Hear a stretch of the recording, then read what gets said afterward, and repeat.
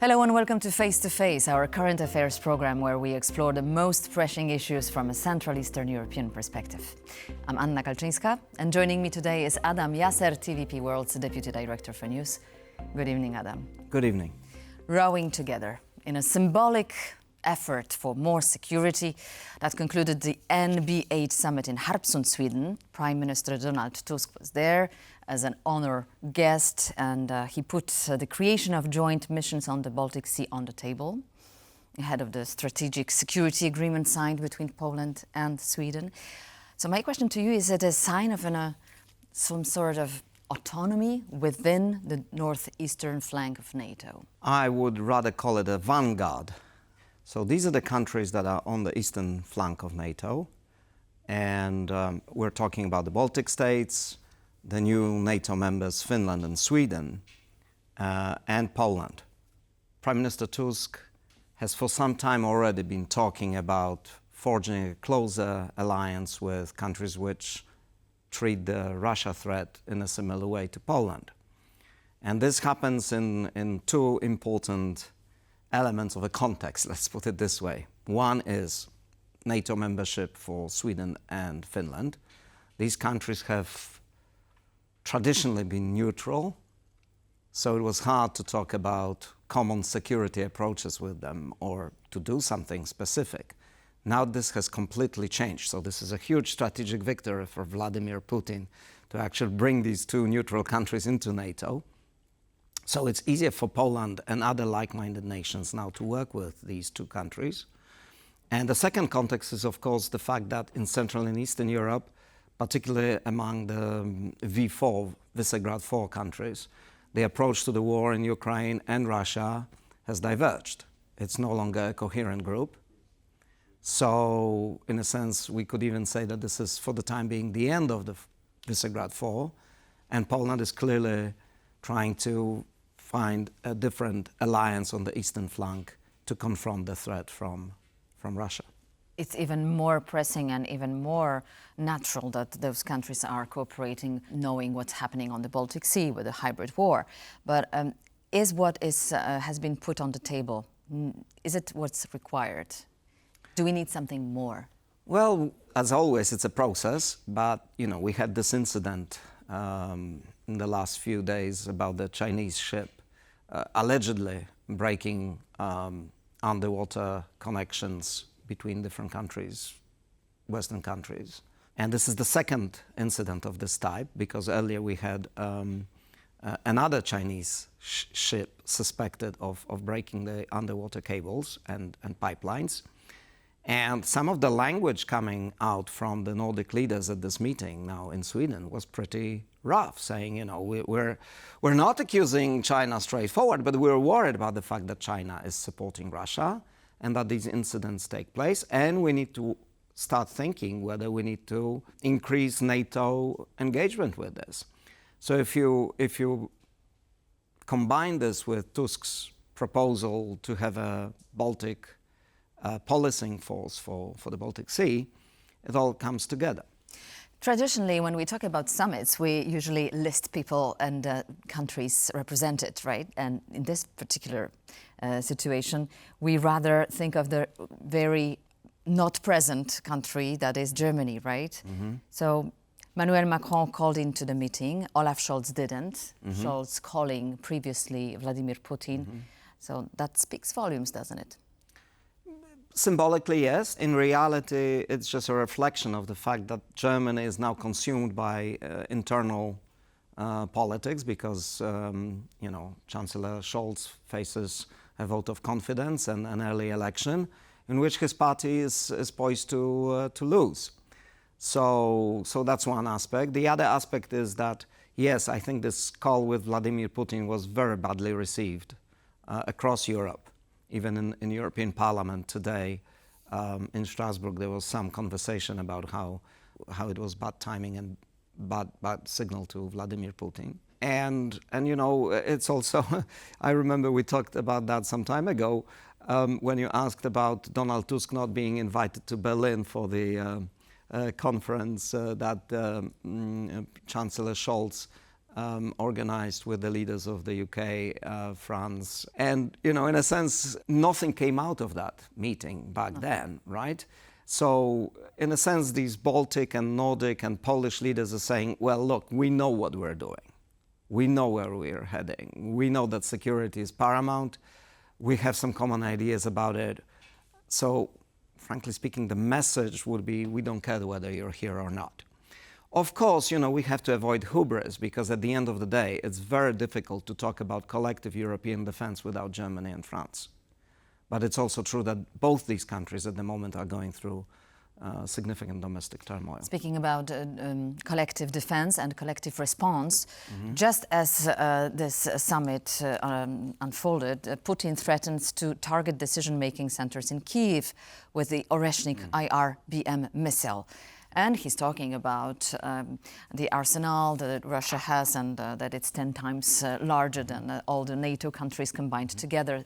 So what is the signal? Is it, again, some sort of a policy for domestic issues, for domestic purposes, or no? I think this time it's signaling particularly to Donald Trump and to the European allies. Trump promised a quick solution to the conflict.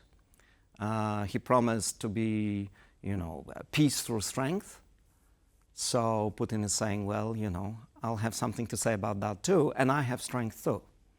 So he's, in a sense, you could argue that he's sort of nervously also reacting to the fact that he doesn't really know what Trump and his people are going to do. There was an appointment yesterday of a point man for peace negotiations with Ukraine and Russia, General Kellogg. Special envoy. And if you look through some of his earlier statements from Mr. Kellogg, he's pretty robust on insisting that Ukraine, for example, should not formally abandon its territories in return for peace. He's talking about ceasefire, but he's not necessarily saying that Ukraine should trade peace for land. So that is not the message that Putin would like to hear if these negotiations take place eventually. So maybe he's trying to signal both to the European allies and to the Trump administration, incoming Trump administration, that these talks are not going to be easy. Apart from that, there is a physical threat to eliminate Ukrainian leadership. So again, this is a sign that, all these voices in the West talking about how the West is responsible for escalation, apart from these hybrid attacks, threats of sabotage in Western Europe, announcements like this, obviously, they are the escalation. Definitely. Words matter. Perhaps what is most significant factor for reading Putin's next possible step is public approval for war inside Russia, right? So now with the unprecedented weakening of ruble, what effect could it have on support for Putin? It's a favorite speculation among many Western analysts and commentators to expect that support for Putin will suddenly evaporate, that the Russian economy is going to collapse and force a change of guard in the Kremlin, and Putin will be gone.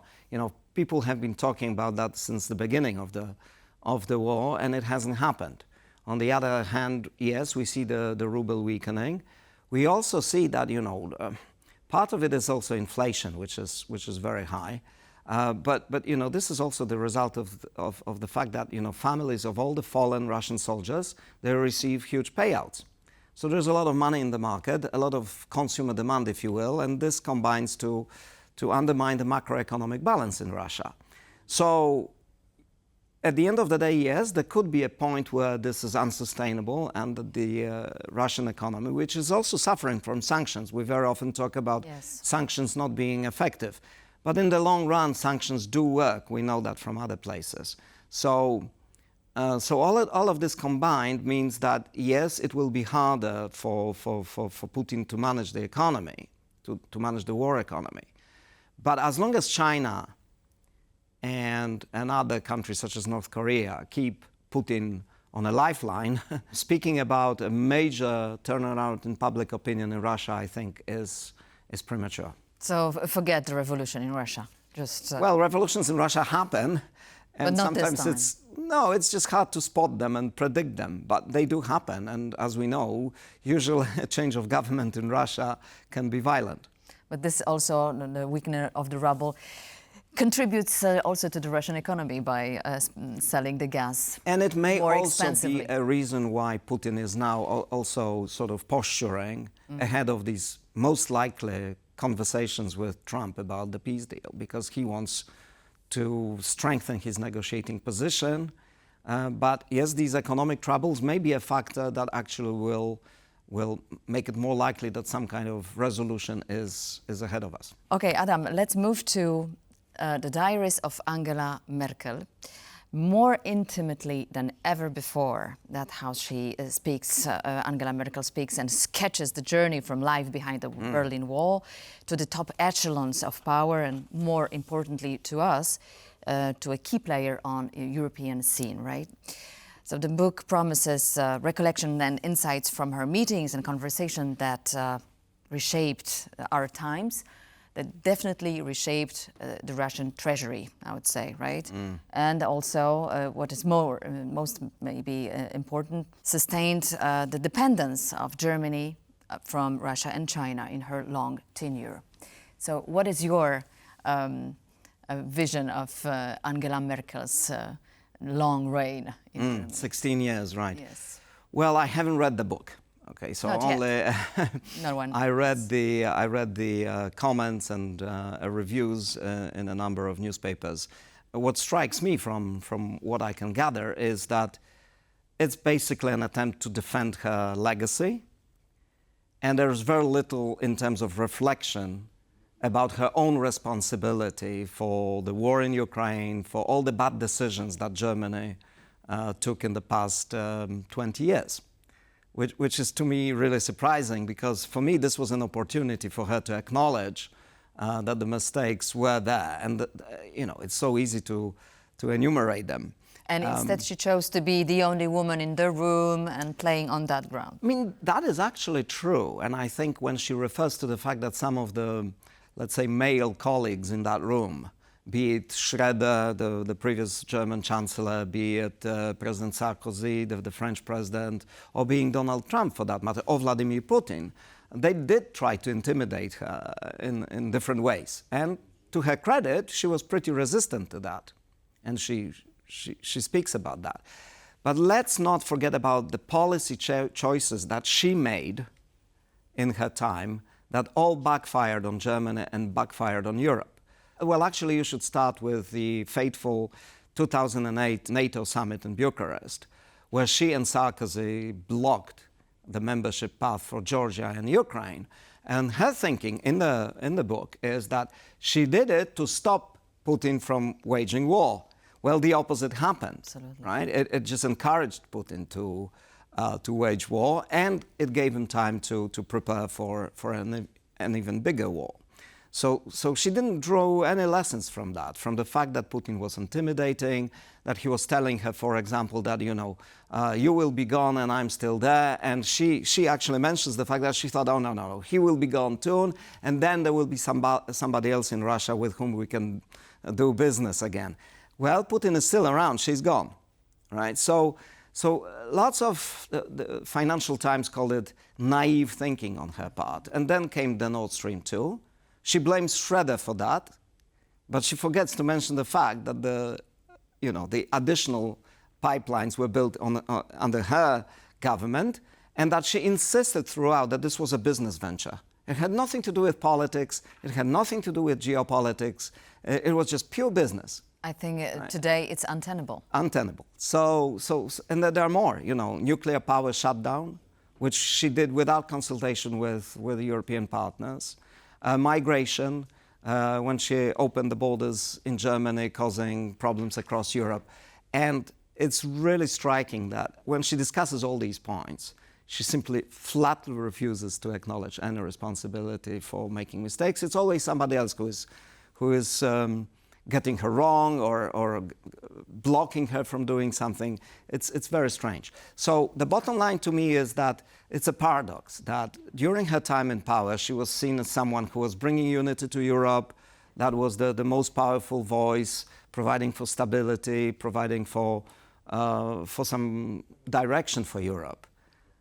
But the paradox is that when we look at her legacy, she created a lot of problems like the war in Ukraine, the sluggish economic growth in Europe, energy dependency on Russia, high energy prices, lots of problems go right back to her leadership, I'm afraid. Adam, so talking about Europe, lastly, I would like you to comment on Ursula von der Leyen's latest speech about the mandate of the European Commission and her cabinet. So, China, US, EU competitiveness and green transition. Do you think these are the challenges that are of first importance in the times that have changed? Well, certainly, defense certainly is. But she talks a lot about defense. But given that the EU as such doesn't yet have the real capability of dealing with defense, this is NATO's job. And when it comes to the defense industry in Europe, it's fragmented, it's driven by national interests. So we need to see how the new Commission is going to be able to influence that in any positive way. You know, I'm neutral. I'm not saying it won't happen, but let's see. The devil is in the detail. The rest of the stuff was, to me, formulaic. These were the things she had to say. But we're still sort of guessing about what specific policies the new Commission is going to formulate. And I would like to stress again that, you know, we're facing elections in Germany. The French government is wobbly, to say the least. And it's really hard to push the European ship forward in some specific direction if these two biggest economies, biggest member states are in one way or another dysfunctional. So I'm sorry if I sound a little skeptical, but I think there will be a lot of drift in the EU before the German election, and maybe after the German election, if the CDU, the Christian Democrats, the opposition Christian Democrats in Germany, if they gain power, this may also change the dynamic in the EU, because von der Leyen, so the president of the Commission, and 14 commissioners stem from the same political family as the CDU, so Christian Democrats. It includes Prime Minister Tusk's party. And generally, you have more sort of right-wing, conservative voices now in the European Commission. So some of the issues, such as the approach to the Green Deal, to energy, Germany may be able to offer some lead after the elections, and that will certainly help the Commission and the EU as a bloc to forge common policy. And maybe just to make a loop to our first subject, I think the awareness that the Germans are going through this and that France may be paralyzed as well for a while, I think this is the reason why Prime Minister Tusk and these prime ministers from the Nordic countries, they're just going ahead. So they're not creating an alternative. They're just saying, we know what we're doing, and we're just... They're taking the initiative. Yeah, they're taking the initiative. Absolutely. Well, from what I've seen in the Parliament room, the applause to von der Leyen's speech was quite moderate, but maybe it's not a signal, it's just a casual reaction. Well, she has proved to be a good player. You know, she knows how to play the game. So the fact that the speech was perhaps a little bland, let's wait until she comes up with specific proposals. One big puzzle is she's talking a lot about reviving the EU economy.